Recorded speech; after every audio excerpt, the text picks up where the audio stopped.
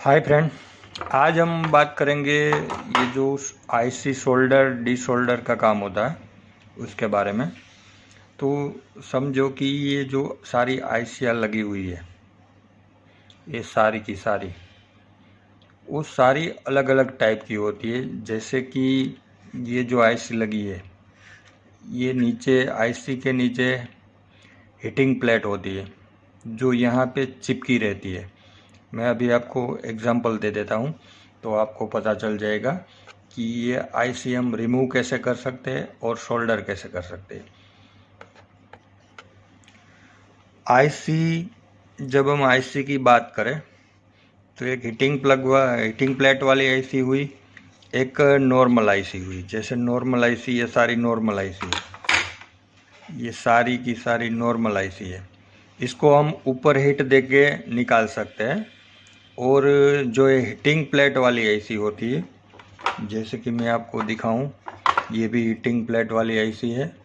और समझो ये हीटिंग प्लेट का मतलब क्या होता है कि जब आईसी टेम्परेचर लेती है तो टेम्परेचर लेने के बाद ये गर्म हो जाएगी। गर्म हो जाती है तो फिर ये आईसी निकल भी सकती है। कभी कभी इतनी आईसी हीट हो जाती है तो ये यहाँ से निकल सकती है। और जो ये टांगे लगी रहती है, अभी मैं आपको दिखा दूं, जो उसके लेग्स है, ये सारे के सारे लेग्स ऊपर हो जाएंगे तो ये काम करना बंद कर देती। इसीलिए इसको हीटिंग प्लेट लगाते हैं और यहाँ चिपका देते हैं ताकि ये आईसी हीट होके थोड़ी ऊपर ना आ जाए या तो हिल ना जाए। इसकी थ्योरी ऐसी होती है, जैसे यहाँ सारा शोल्डर लगा हुआ होता है और शोल्डर लगाने के बाद यहाँ गम लगाया जाता है, जैसे कि ये आईसी चिपकी रहा है। और जो इसकी ये आईसी है, इसकी जो हीटिंग होती है वो ये बोर्ड अपने ऊपर ले ले। और यहाँ से ये जो बोर्ड होता है, यहाँ जो हमारा ईसीएम होता है, मान लो कि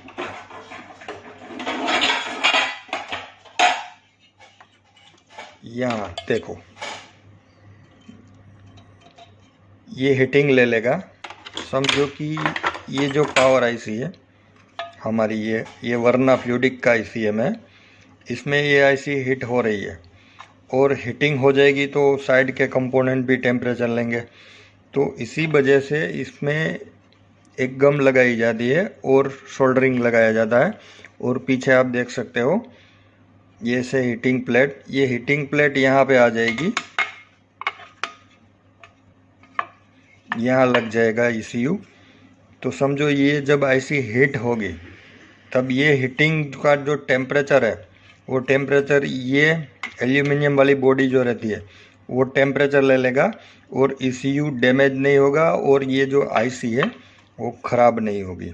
इसी वजह से इसके पीछे हीटिंग प्लेट लगाई जाती है, क्योंकि ये जो पावर का मैनेजमेंट होता है, जो 12 वोल्ट यहाँ से बिग सप्लाई आती है वो यहाँ आएगी और यहाँ आने के बाद ये आईसी टेम्परेचर लगी। तो इसी वजह से इसको टेम्परेचर हीट लगाया जाता है और ये ख़राब भी नहीं होती। तो उसको निकालने के लिए भी देखा जाए तो ये थोड़ा तकलीफ़ वाला काम है, क्योंकि इतनी चिपकाई गई होती है कि इसको निकालने में भी प्रॉब्लम हो सकती है। अभी हम उसको देखते हैं कि इसको निकाले कैसे। समझो कि ये बोर्ड हमारे पास है और ये हीटिंग वाली आईसी है, तो इसको रिमूव कैसे करें। सिंपल ही बात है, एक हमारे पास हीटिंग गन होनी चाहिए, जो हीटिंग गन के काम से हम इस आईसी को रिमूव करें। तो पहले हमें क्या करना चाहिए, अगर हम इसके ऊपर हीटिंग देंगे तो समझो ये आईसी हीट होगी। अगर हम इसके पीछे से हीट देंगे यहाँ पे, तो ये आईसी निकालना हमारे लिए आसान हो जाएगा। अभी हम इसको हीट लगाते हैं और बोलते हैं कि क्या क्या हो सकता है, क्या क्या दिक्कतें हो सकती है। अभी समझो हमने यहाँ ये जो आईसी है यहाँ पे हीट लगा दी। हीट लगा देने के बाद हम बोर्ड को फिर घुमाएंगे। जब हम हीट लगाते हैं तो थोड़ा जो हमारा गन है वो ऐसे घूमता रहना चाहिए। अगर घूमेगा नहीं तो एक जगह पे हीटिंग होगी और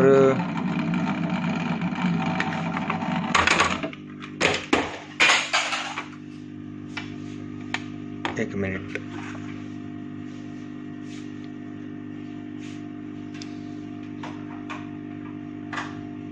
यहाँ पे हीटिंग होगी तो जो पीछे की आईसी लगी हुई होती है वो आसानी से निकल जाएगी।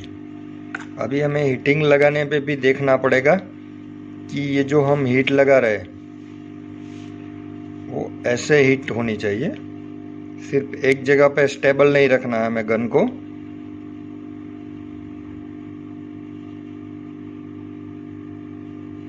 और हमें देखते रहना चाहिए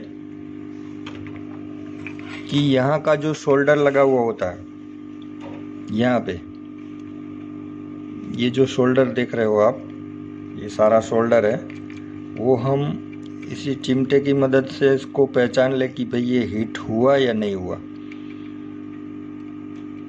और जब हम हीटर ऑन करते हैं तो पहले हमें ये देख लेना चाहिए कि हमारी जो हीट दे रहे हैं वो हीट सही तरीके से हो रही है नहीं हो रही। कभी कभी ऐसा होता है कि हम 15 मिनट 10 मिनट हम ऐसे पकड़ के बैठे रहे और हमारा जो एयर गन है वो हीट नहीं दे रहा, और समझो कि हम इसे ही टाइम वेस्ट करते रहे तो भी हमारा काम नहीं होगा। तो पहले हमें इसको इस तरह से हम देख लें कि इसमें जो हीटिंग कोयल है वो ऑलरेडी हीट हो रही है नहीं हो रही। और ये जो हीट गन है, एयर गन, उसको भी हमें एडजस्ट करना पड़ता है।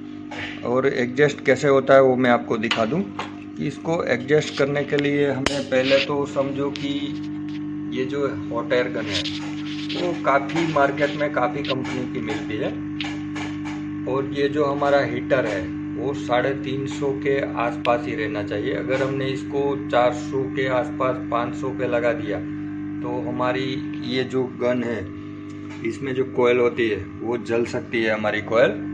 तो पहले हमें इसको सेट रखना चाहिए। नॉर्मली आईसी पे जब हमें वर्क करना है तो हमें 300 के आसपास ही रखना है। अगर 300 से ज़्यादा रखेंगे तो ये आईसी, वो जो छोटी वाली आईसी है, जैसे कि मान लो कि ये सारी आईसियाँ है, ये छोटी वाली आईसियाँ है ये सारी, और इसमें देखिए इस बोर्ड में तो ये जो सारी आईसी है वो सारी नॉर्मल हीट पे ही हमें निकालनी है, क्योंकि इसमें हीटिंग प्लेट नहीं लगी हुई रहती तो ये आसानी से निकल जाती है।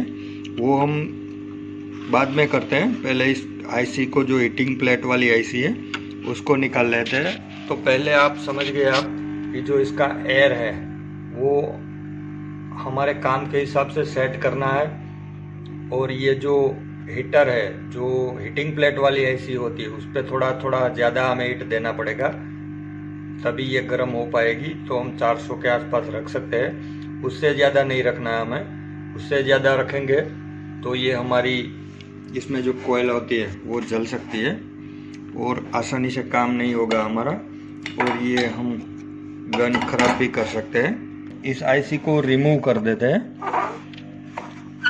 मैंने आपको बोला था पहले कि जब भी हम हीट लगाए तब जो इसके पीछे वाले शोल्डर होते हैं वो शोल्डर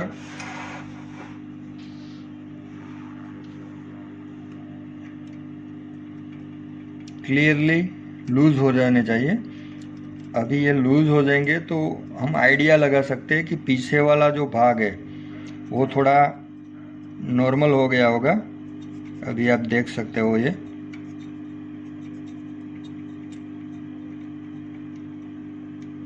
ये थोड़ा लूज हो गया। अभी हम इसकी बैक साइड जाएंगे। बैक साइड में देखते हैं कि ये भाग हमारा लूज हुआ है या नहीं हुआ। अभी ये लूज हो गया। अभी जब हम ये आईसी को चिमटे से उठाएंगे ट्वीज़र से, समझो कि ये ट्वीज़र है, और इससे हम उठाने जाएंगे तो ये आईसी हमारे से निकलेगी नहीं। क्यों निकलेगी नहीं ये भी मैं आपको क्लियर करवाता हूँ। क्योंकि ये जो हीटिंग वाली आईसी होती है उसमें मैंने आपको पहले बताया था कि इसमें ग्लू लगी हुई होती है। ये सारी ग्लू, ये सारी चिपकी रहती है, तो इसी वजह से हमारा शोल्डर लूज हो गया होगा। मान लो कि ये सारा शोल्डर है, ये सारा लूज हो गया। पर हाँ, तो हम बात कर रहे थे आईसी रिमूव पे। तो ये जो गम है उसी वजह से ये आईसी हम जब चिमटे से निकालेंगे ट्वीज़र से तो ये हिलेगी नहीं। समझो कि हीट लगाने के बाद भी हम इसको निकालने की कोशिश करेंगे तो ये निकलेगी नहीं, और ये जो सारे शोल्डर होते हैं ये सारे हमारे लूज हो जाएंगे, पर ये आईसी निकलेगी नहीं। उसका भी एक तरीका होता है निकालने का, वो मैं आपको बताता हूँ। पहले समझो इस आईसी को हम हीट लगा देते हैं यहाँ पीछे की साइड। इसको ऐसे ही घुमाते रहना है, स्टेबल नहीं रखना है हमें। अगर हम स्टेबल रखेंगे तो एक साइड हमारी हीट हो सकती है और आईसी भी डैमेज हो सकती है।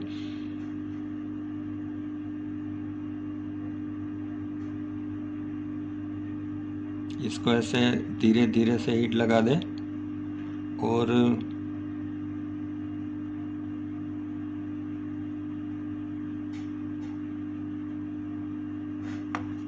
अब यहाँ पे आ जाते हैं।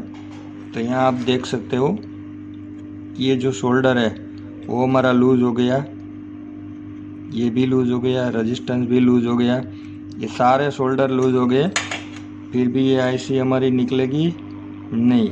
तो इसके लिए हमें जो हमारे पास सर्जिकल ब्लेड होती है, समझो कि इस सर्जिकल ब्लेड को हमें यहाँ लगाना है।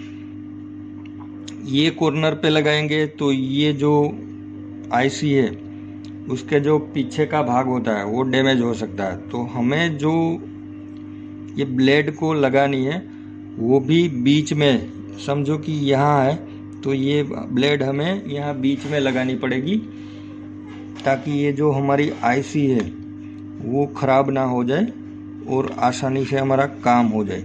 तो पहले हम इसको यहाँ पे रख देते हैं कोई ऐसी जगह पे। आप देख सकते हो हमें आईसी को निकालना है यहाँ से।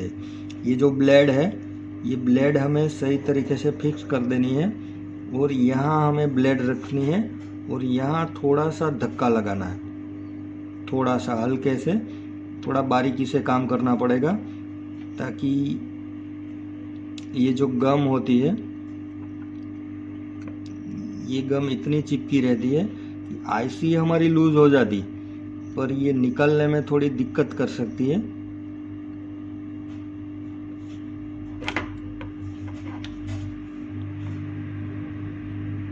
थोड़ा सावधानी से काम करना पड़ता है।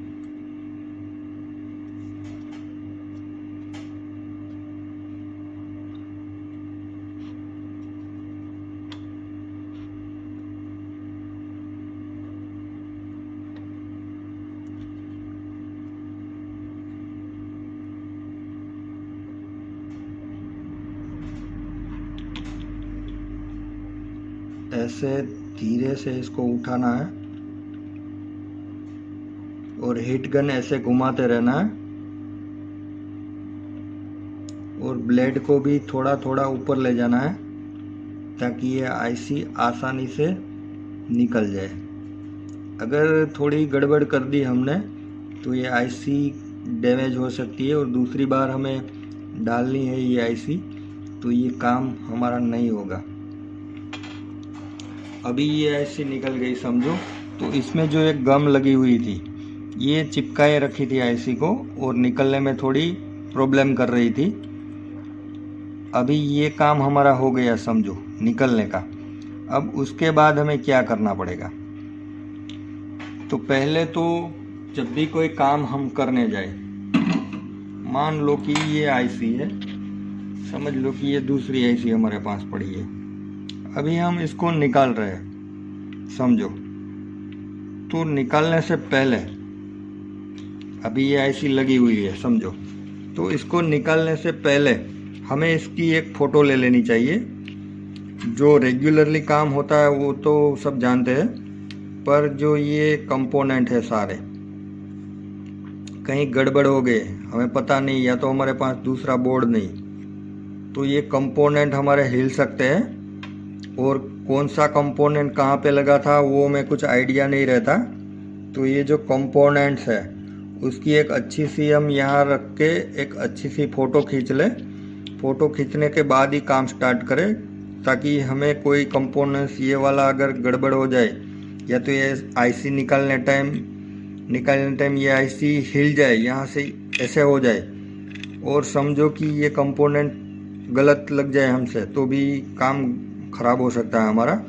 तो पहले हमें ये सारा क्लियर कर लेना चाहिए। अभी हम इसको क्लियर करते हैं। क्लियर करने के बाद इसको लगाते हैं और फिर देखते हैं। अब ये हमारी समझो आईसी तो निकल गई, ठीक है। ये वाली आईसी हमने निकाली थी, ये आईसी तो समझो निकल गई। अभी हमें दूसरी आईसी डालनी है, तो इसके लिए क्या करना पड़ेगा। तो पहले हम इस सरफेस को, ये जो सारी सरफेस है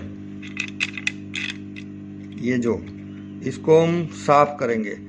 अभी साफ करने का भी एक तरीका होता है, वो साफ सूफ कैसे करते हैं। तो मान लो कि ये जो हमारी सर्जिकल ब्लेड है, मार्केट में मेरे ख्याल से 5-10 रुपए की एक ब्लेड मिल जाती है। उसमें होता है क्या है कि समझो कि ये ब्लेड से हम काम, ये पुरानी ब्लेड है समझो, उससे हम काम करेंगे तो ये जो हमारा काम होता है ना वो अच्छी तरह से क्लियर नहीं होता। इसके लिए हम जब भी ये आईसी रिमूव का काम करें तो उसमें इतना खर्चा नहीं आता, पर ये ब्लेड हमें चेंज कर देनी चाहिए। अब हम इसको दूसरी ब्लेड डालते थे इस पर और फिर से इस पर काम करते हैं। अभी हमने इस पर दूसरी ब्लेड लगा दी और ये जो सरफेस है, ये जो गम लगा हुआ है, इसको हम पहले हटा देते हैं। अभी समझो ये हट नहीं रहा हमसे, ऐसा लग रहा है कि ये ब्लेड हमसे ठीक से काम नहीं कर रही है अभी साफ करने में। तो पहले हम इसका जो शोल्डर होता है वो डी शोल्डर भी कर सकते हैं। डी शोल्डर के लिए हमें आयरन गन का इस्तेमाल करना पड़ता है, पर ये काम हमारा अभी देखो हो जाएगा। इसके आसपास के जितने भी गम हैं वो हमें हटा देने हैं।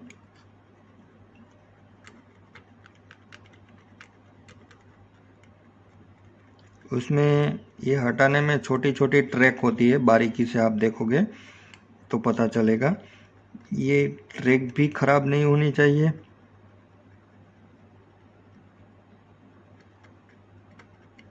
और हमारा काम हो जाना चाहिए।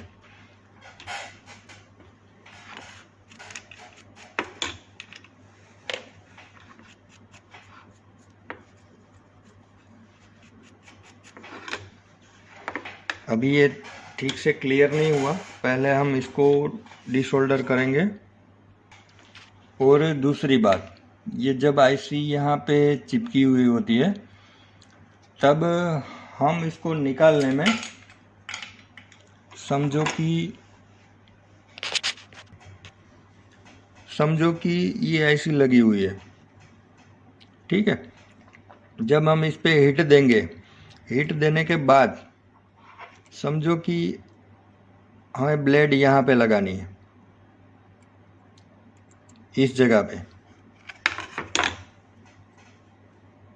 यहाँ पे ब्लेड लगानी है बीच में। अगर हम ब्लेड यहाँ पे लगाएंगे,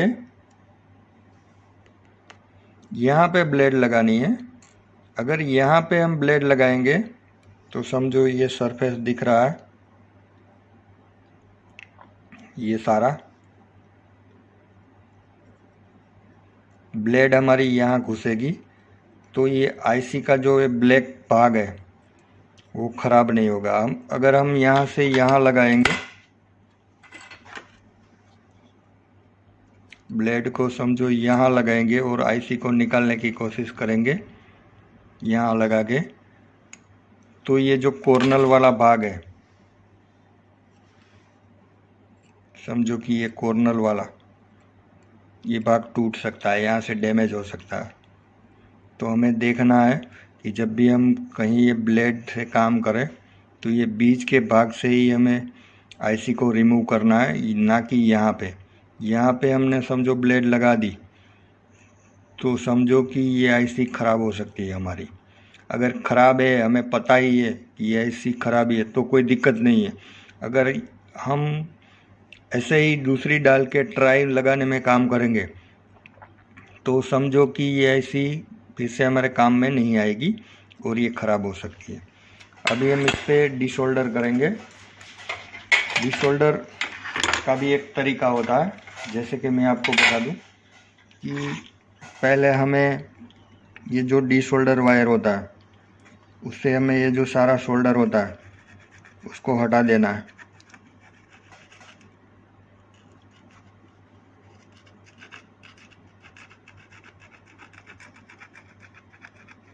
इसको ठीक से हटा देने के बाद आईसी 2-3 तरीक़ों से सोल्डर की जाती है, वो भी मैं आपको बताता हूँ।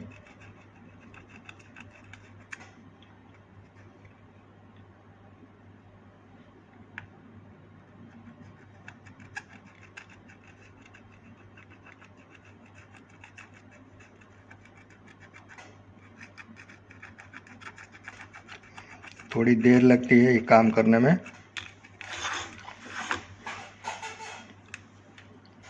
पर ये काम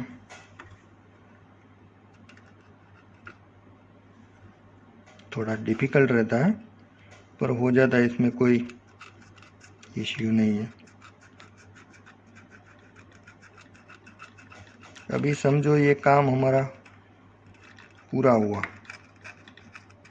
पहले हम इसको क्लियर कर दें ठीक से, फिर इसको लगाए।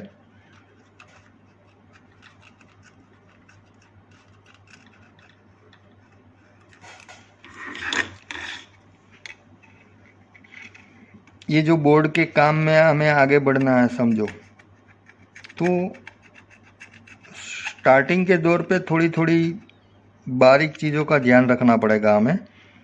फिर जब हम इस पे मास्टर बन जाएंगे तभी हम कैसे भी काम कर ले हमारा काम हो जाता। हमें नहीं करना होता ना तो भी ये काम हमारा हो जाता है, पर ये जो शुरुआत है दौर है हमारा, स्टार्टिंग लेवल है हमारा, तभी हमें छोटी छोटी बातों का ध्यान रखना पड़ेगा ताकि हम कहीं फंस न जाए। अभी ये साफ़ हो गया हमारा, और यहाँ पे ये जो ग्लू लगी हुई है इसको भी हम थोड़ा हटा दें ताकि हमें शोल्डर करने में कोई परेशानी ना हो।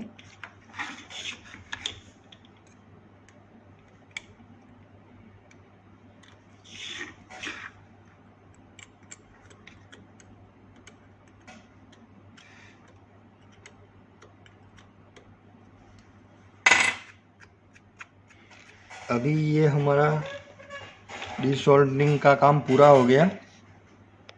अभी ये डीसोल्डरिंग करने के बाद हम इसको पेट्रोल से या तो पीसीबी क्लीनर से हम इसको साफ़ कर दें ब्रश लेके। समझो कि इसको हमने साफ़ कर दिया।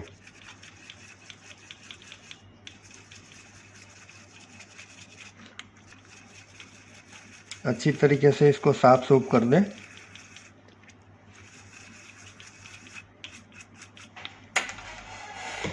साफ करने के बाद इसमें एयर गन लगा दें।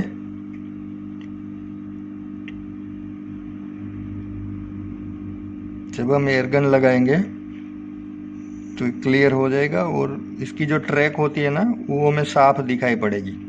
अभी मैं इसका फंडा भी बताता हूँ, ये हम क्लियर क्यों करते हैं और इसका फ़ायदा भी हमें क्या मिल सकता है वो भी मैं आपको बताता हूँ।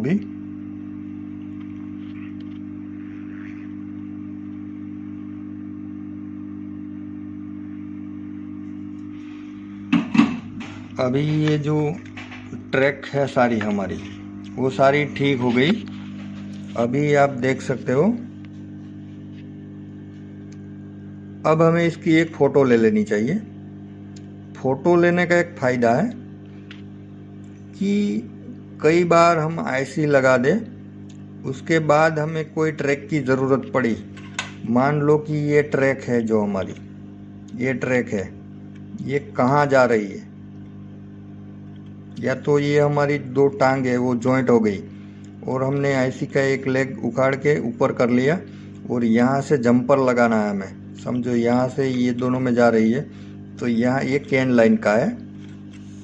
जब हम स्कैनर कनेक्ट करवाते हैं ना तभी का ये फंक्शन है। ये के लाइन का रजिस्टर है और ये कैन हाई लो का है, ये आप देख सकते हो। तो समझो कि यहाँ से ये जो ट्रैक जा रही है इसकी हमें अच्छी सी एक फ़ोटो ले लेनी चाहिए और सेव करके रखनी है हमें, ताकि दूसरी बार कभी हम काम में कभी फंसे तो हमें पता चल जाए कि ये ट्रैकिंग इसका इस तरीके से है और आईसी निकाले बिना भी हम काम कर सकते हैं। अभी ये काम हमारा पूरा हुआ। अभी हमारा काम है ये जो आईसी है इसको फिर से लगाना। तो पहले हमें ये करना चाहिए कि इसकी जो गम लगाई हुई है उसको हम अच्छी तरीके से निकाल दें ताकि आईसी बैठने में कोई दिक्कत ना आए। अगर होता ऐसा है कि जब हम इसको ऐसे ही लगा दें तो ये गम थोड़ी ऊपर रहती है जगह फेरफार होने के बाद, तो ये आईसी हमारी अच्छे से चिपकेगी नहीं और हमारा काम भी बिगड़ सकता है। तो पहले हम इसको, ये सारी गम है इसको हटा देते हैं।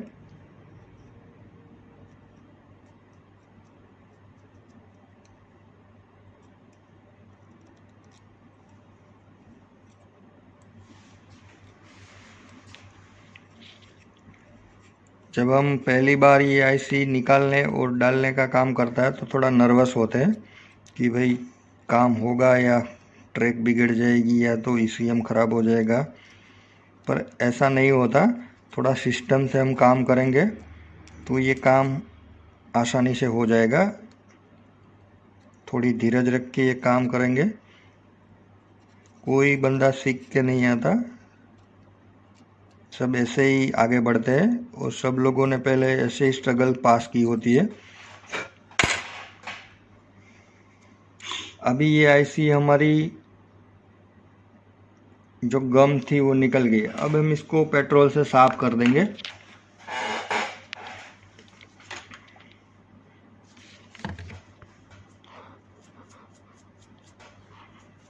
पेट्रोल से साफ करने का फ़ायदा एक ये है कि इसमें जो धूल मिट्टी लगी हुई होती है, पहले से डस्ट होती है, वो हम इससे साफ करेंगे तो जो हमें शोल्डर लगाने जाएंगे तब ये शोल्डर हमारी अच्छी तरीके से लग सकती है। वरना क्या होता है कि कभी कभी जब हम शोल्डर लगाते हैं तो शोल्डर ठीक से नहीं लगती और टांगे जॉइंट हो जाती है और दिक्कत आ सकती है हमें काम करने में। पहले हम इसको क्लियरली साफ कर दें अच्छी तरीके से।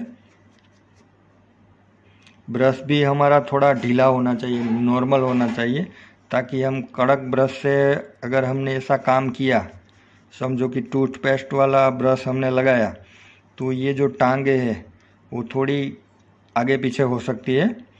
तो इससे बेटर है कि ऐसा ब्रश मार्केट में मिल जाता है, वो हम ख़रीद लें और ये काम आसानी से कर लें। अभी समझो ये काम हमारा आईसी का भी साफ सुथरी का हो गया। अभी हम इस पे हीट लगाएंगे और पेट्रोल जो लगा हुआ होता है वो साफ कर देते हैं।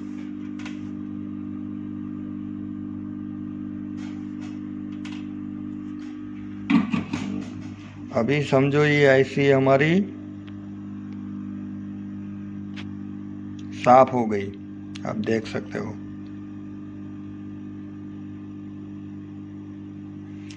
अब हम इस पे दो तरीके से काम कर सकते हैं, एक हॉट एयर गन से, एक सोल्डरिंग आयरन से। तो समझो कि इसको हमें लगानी है, तो लगाने के लिए हम सोल्डरिंग आयरन का इस्तेमाल कर सकते हैं और हीटिंग गन का। तो अब हमें देखना है कि ये हीटिंग गन से काम हो सकता है या सोल्डरिंग आयरन से। पहले हमें इसकी जो सरफेस होती है इसको डिसोल्डर कर दिया होता। मान लो कि ये जो भाग है इसको हमने ऐसे ही साफ सूफ कर दिया होता, प्लेट क्लियर कर दी होती, हीटिंग प्लेट, तो भी ये काम हम सोल्डरिंग से कर सकते हैं, पर ऐसा नहीं करना। हमें इसमें थोड़ी सोल्डर रखनी है ताकि ये आईसी जब भी हीट हो तो ये यहाँ से पकड़ के रखे और इसकी जो टांगे है वो आईसी थोड़ी ऊपर ना हो जाए। तो हमें यहाँ थोड़ी सोल्डर बचा के रखनी है ताकि दूसरी बार ये काम हमारे पास रिपेयर में ना आए और कंप्लेन ना आए कि भाई ये काम किया था और ख़राब हो गया। तो हम इसको पहले यहाँ ऐसे ही रख देते हैं और इस पे हीटिंग गन लगाते हैं। हीटिंग गन भी हम ऐसे लगाए, ये जो टेम्परेचर प्लेट वाली आईसी है इसमें इस साइड पे भी लगा सकते हैं और इस साइड से भी लगा सकते हैं। इस साइड से लगाने का फ़ायदा ये रहेगा हमें कि यहाँ अगर हम लगाएंगे तो ये सिर्फ आईसी के लेग ही गर्म होंगे। यहाँ पे लगाएंगे तो जल्दी से हीटिंग प्लेट हीट हो जाएगी और हमारी आईसी प्रॉपरली लग जाएगी।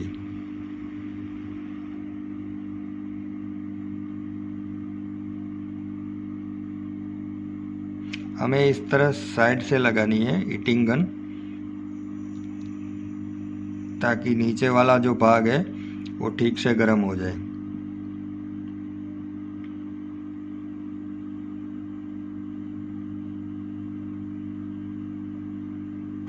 अभी हम थोड़ा इस साइड भी आ जाते हैं, इस साइड भी थोड़ा हीट कर लेते हैं ताकि दोनों साइड सही से मैच हो जाए।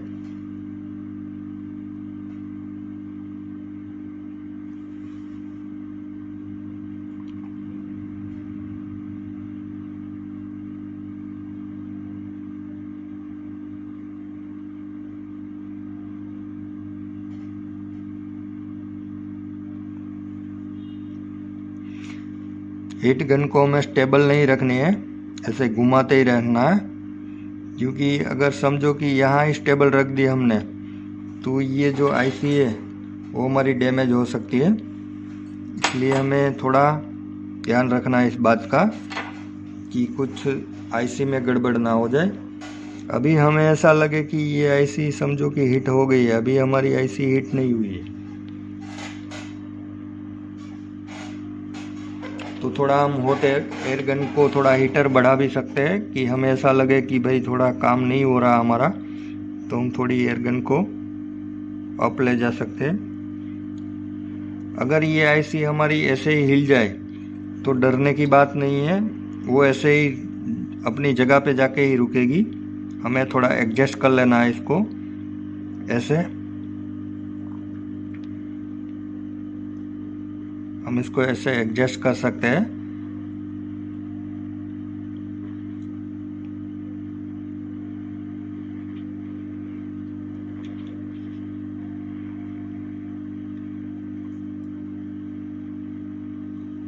जब हमारी हीट गन ऑन हो तभी हम इसको एडजस्ट करते जाए। उसकी जो लेग है हिल जाए तो कोई प्रॉब्लम नहीं है, वो सही जगह पे ही आके ही रुकेगी, उसमें कुछ टेंशन लेने की बात नहीं है, वो सही जगह पे ही आके रुकती है।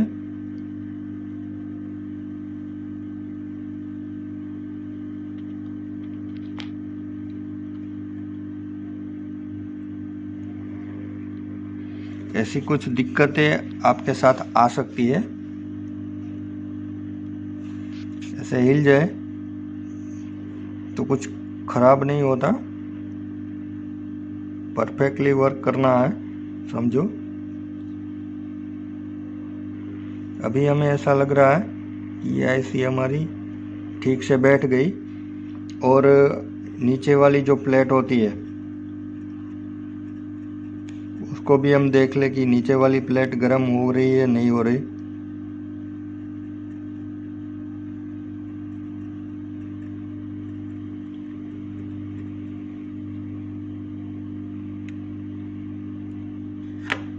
थोड़ा वजन देके इसको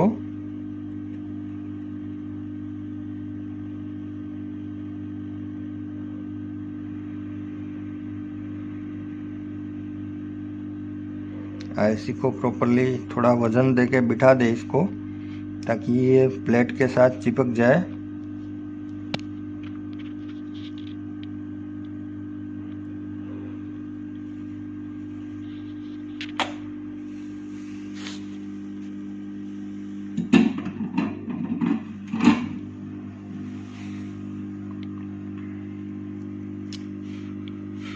अभी समझो ये आईसी हमारी बैठ गई, पर ये प्रॉपरली वर्क हमारा नहीं हुआ। अभी आप देख सकते हो ये आईसी तो चिपक गई लेग के साथ, पर इसका प्रॉपरली वर्क अभी नहीं हुआ है, क्योंकि इसकी कई लेग जो होगी, कई सारी लेग्स जैसे आप देख सकते हो, वो मेरे ख्याल से ढीली भी हो सकती है, लूज भी हो सकती है। तो इसके लिए हमें क्या करना पड़ेगा कि पहले इसको जो आईसी है उसके सारे हम लेग चेक करेंगे। तो ये लेग थोड़ी लगी होगी, थोड़ी नहीं लगी होगी, उसके लिए हमें अब हम इस पे शोल्डर लगाएंगे, ताकि ये जो सारी ट्रैक है, ये जो सारे लेग है, ये कहीं लूज़ हो तो ये सारे लूज़ डिशोल्डरिंग जो तार है, ये जो सारे लेग है वो लूज़ ना हो। इसके लिए हमें शोल्डर आयरिंग से इसको ठीक से शोल्डर करना पड़ेगा। और देखते हैं फिर भी कोई टांगे लूज़ हो तो वो हम आसानी से शोल्डर कर लें। तो पहले इसको शोल्डर करते हैं।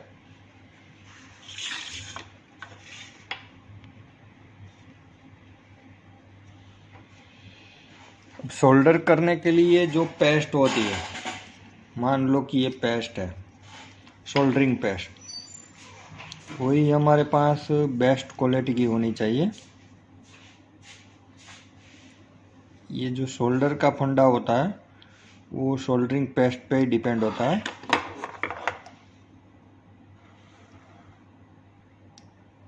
अगर हमारे पास शोल्डरिंग पेस्ट अच्छी नहीं है, अच्छी क्वालिटी की नहीं है, तो भी ये काम बिगड़ सकता है, ऐसा हो सकता है।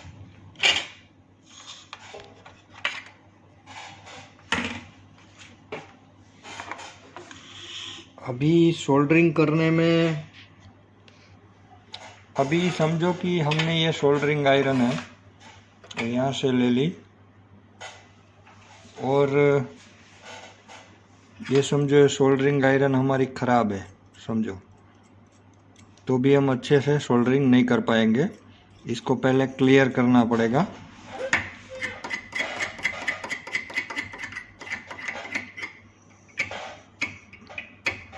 सोल्डर क्लियर होने के बाद ही हम इसको काम करेंगे।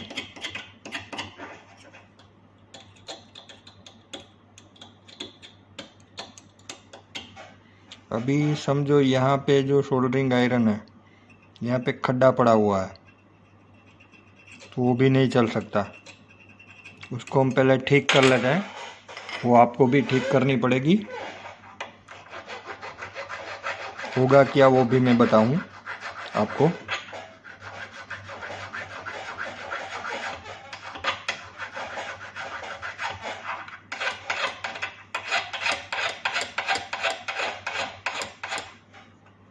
वो थोड़ा भाग यहाँ सीधा कर दे, उसका फ़ायदा क्या वो भी मैं आपको बताऊंगा। अभी ये साफ़ हो जाने के बाद इसमें इंस्टेंटली जो हमारी शोल्डर वायर होती है, शोल्डर तार, वो लग जानी चाहिए।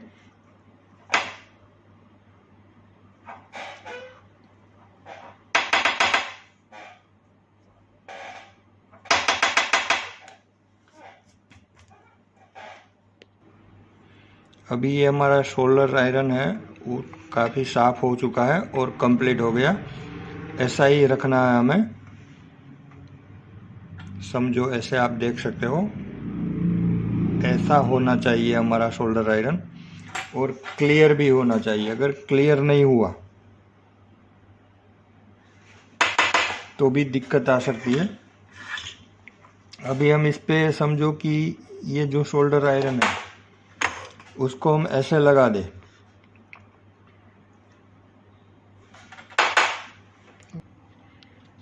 अभी हम इसको यहाँ से लगा दें, समझो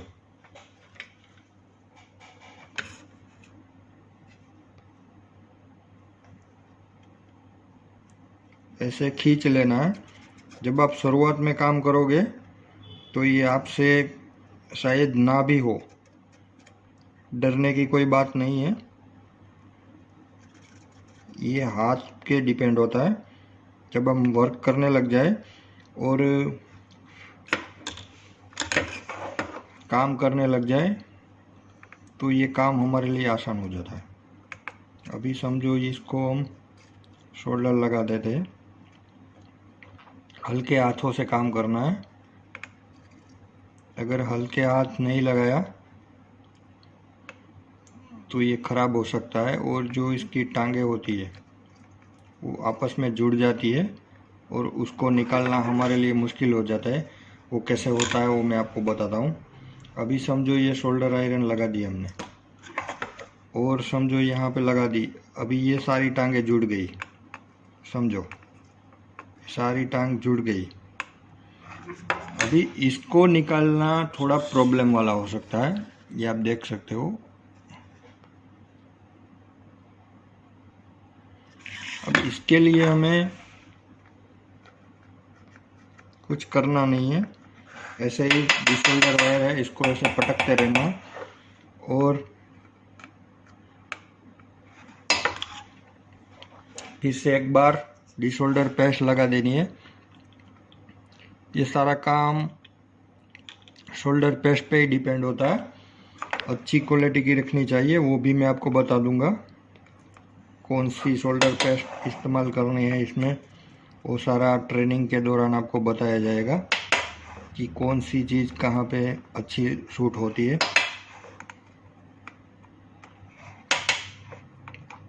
अभी समझो इतना काम करने के बाद भी ये हमारी जो टांगे जुड़ी हुई होती है वो ना निकल पाए, समझो, तो उसके लिए हमें क्या करना पड़ेगा। तो जो हमारे 5 डी शोल्डर वायर होता है, समझो कि ये हमारा डी शोल्डर वायर है, इसको हम यहाँ रख के जो शोल्डर ज़्यादा हो गया जहाँ पे, वहाँ से हम हटा सकते हैं और इस तरीके से हम ये काम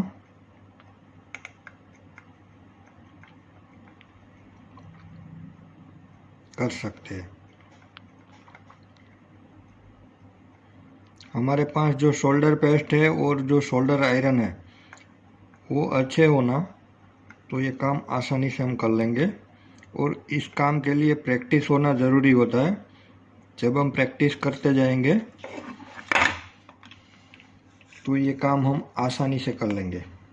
अगर हमें ऐसा लगता है कि इसमें शोल्डर थोड़े कम पड़ रहे हैं, टांगे थोड़ी लूज़ हो सकती है, तो हम थोड़ा शोल्डर ऐसे नॉर्मली थोड़ा सा ही लेना है, ऐसे ही थोड़ा सा लेके हम फिर से इस पे वर्क करें।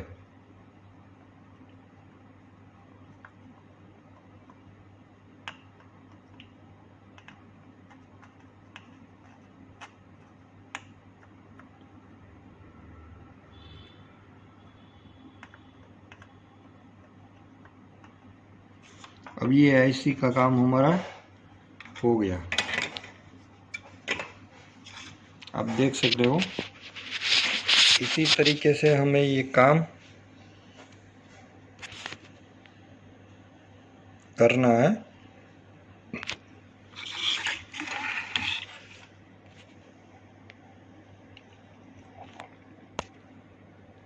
ऐसे आप काम कर सकते हो, ये आईसी सोल्डरिंग का, डिसोल्डरिंग का, और आसानी से काम। ये काम हो जाने के बाद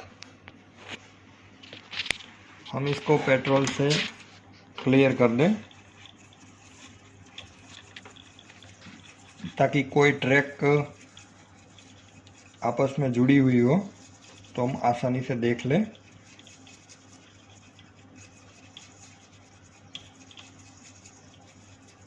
थोड़ा सावधानी से काम करें और जल्दी से कोई काम मत करिए सोल्डरिंग पे, ताकि जो हमने 1 घंटा आधा घंटा बिगाड़ा होता है सोल्डरिंग में, और हम ECU को गाड़ी पे लगा दें या तो टेबल पे लगा के डायरेक्ट ही चेक कर ले, और कोई तार जुड़ी हुई तो IC भी डैमेज हो सकती है, ECU भी हमारा ख़राब हो सकता है। और प्रैक्टिस ज़रूर करनी चाहिए इस काम में। जब हमारी प्रैक्टिस अच्छी हो जाती है तो ये काम 10 मिनट का है, कोई लंबा नहीं है कोई काम। 10 मिनट में ये काम हमारा हो जाता है।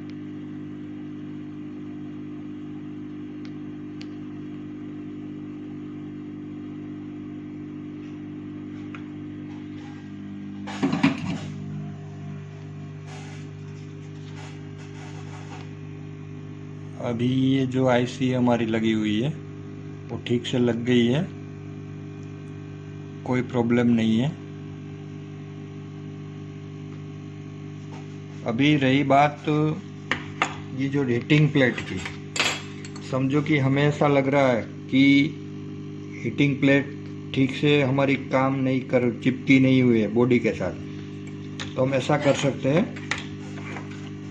कि यहाँ पे जो आपको दिख रहा है हीटिंग प्लेट और बॉडी, यहाँ आप देख सकते हो यहाँ पे, तो हम यहाँ से क्लियर करके उसको शोल्डर आयरन जो होती है उसके साथ हम चिपका दें। पर होगा क्या दरअसल, जब हम ये शोल्डर वायर लगाएंगे, शोल्डर आयरन ये वाली,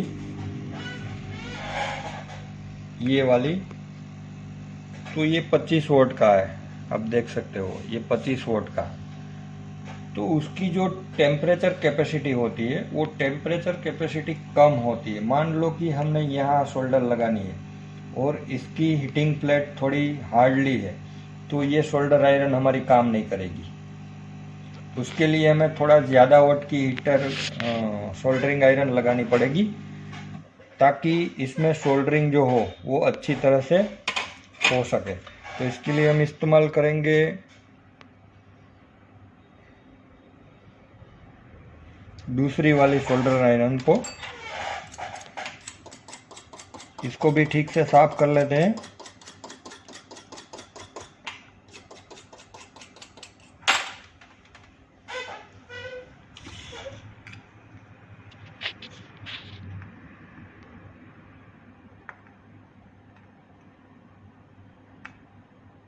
यहाँ लगाने से एक फ़ायदा है कि और ये है कि जब भी हमारी कोई आईसी हीट हो जाए तो यहाँ से ऊपर ना आ जाए, थोड़ी ऊपर आएगी तो ये जो सारी टांग है वो डिस्कनेक्ट हो सकती है और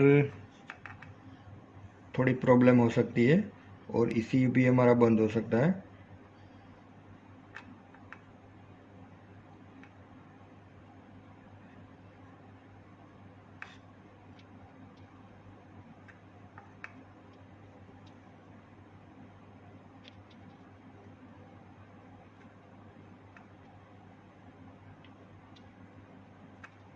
ऐसे हम लगा देंगे शोल्डर को।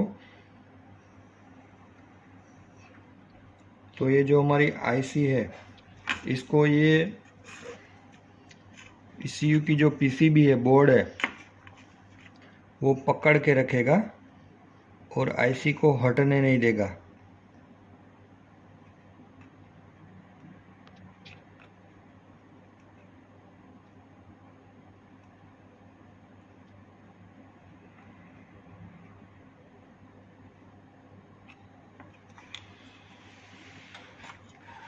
ये काम हमारा पूरा हुआ। ये आईसी भी हमारी ठीक से लग गई, आप देख सकते हो।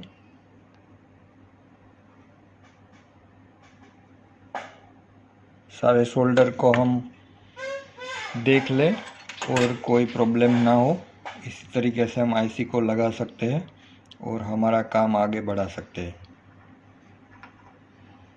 थैंक यू, आज के लिए इतना ही। और हम और आईसीओ भी रिमूव का काम करेंगे, इस आईसी को भी रिमूव का काम करेंगे। ये एमसीयू काफ़ी गाड़ियों में चेंज करना पड़ता है, वो उसकी प्रोग्रामिंग की प्रोसेस कैसे होती है, कैसे उसको डाला जाता है, कैसे उसको काम किया जाता है उस पर, वो भी अगले वीडियो में बताएंगे।